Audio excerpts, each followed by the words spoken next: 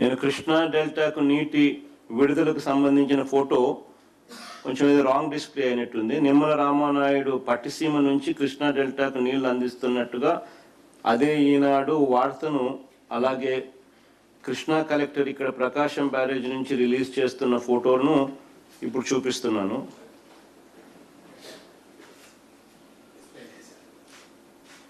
కొంచెం ఈ కరెక్షన్స్ కొంచెం చూసుకుంటా.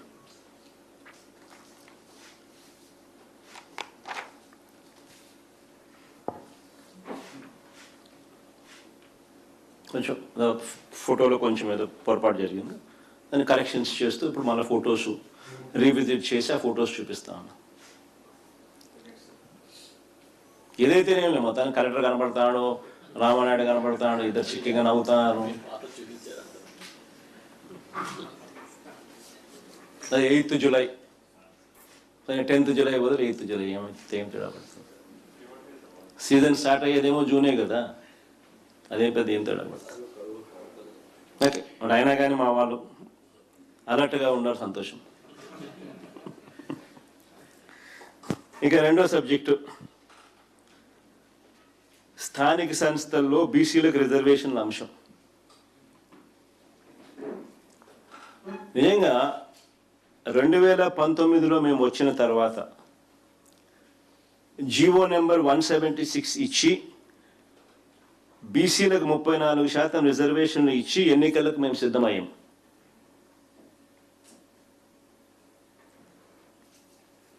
కానీ చంద్రబాబు నాయుడు గారు తన పార్టీ నాయకుడు, తన గవర్నమెంట్లో అప్పట్లో ఏపీ స్టేట్ ఎంప్లాయ్మెంట్ గ్యారంటీ కౌన్సిల్లో అప్పటి సభ్యుడు బెర్రు ప్రతాప్ రెడ్డి ద్వారా హైకోర్టులోను సుప్రీంకోర్టులోను కేసులు వేయించాడు. సుప్రీంకోర్టు ఆదేశాల మేరకు రిజర్వేషన్లు 50% దాటకూడదు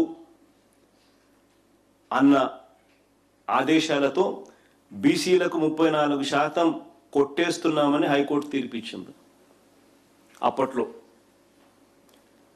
50% రిజర్వేషన్లు దాటకూడదని హైకోర్టులు సుప్రీంకోర్టులు తీర్పులు ఉన్నాయని తెలిసి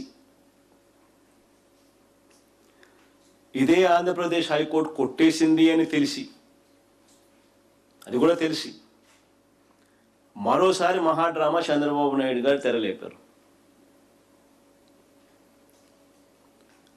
కోర్టుకు పోయేది ఆయనే, కొట్టు వేయించేది ఆయనే, మళ్ళీ దొంగ ఏడుపులు ఏడుస్తూ మీరు కోర్టుకు పోవద్దండి అని చెప్పి మాకు అని చెప్పేది మళ్ళీ ఆయనే.